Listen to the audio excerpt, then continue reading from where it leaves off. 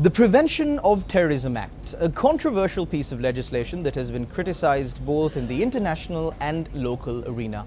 Human rights activists dubbed this piece of legislation as a draconian act, as it includes provisions that allow the arbitrary detention of suspects arrested under the provisions of the Act. However, after many long years, the government has finally expressed their intention of amending the Prevention of Terrorism Act by publishing a draft bill in the Gazette. Now, according to the draft bill to amend the Prevention of Terrorism Act, a suspect will be allowed to apply to court for remedies available under Article 126 and Article 140 of the Constitution. This means a suspect will be able to apply to the Supreme Court for the violation of his fundamental rights, even if while he is in detention under the Prevention of Terrorism Act. Further, the amendment proposes to allow for a suspect to have access to legal counsel, which was not available in the principal enactment.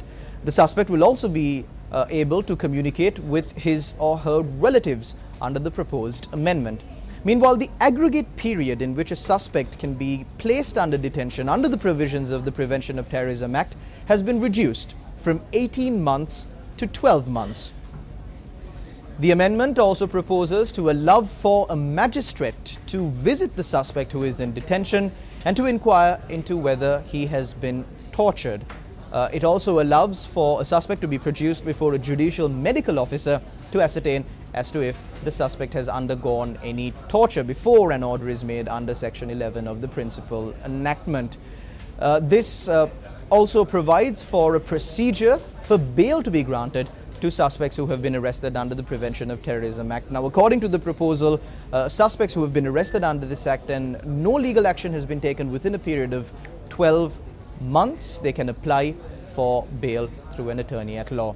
There are a number of other provisions as well that have been included in this Prevention of Terrorism Act amendment bill, and this has been gazetted by the government.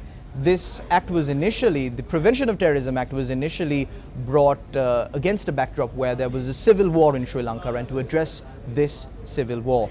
However, after much pressure from the international arena and also local activists, the government has finally proposed these amendments. Stay tuned to News First. We will keep you up to date on all that is happening surrounding this issue and much more.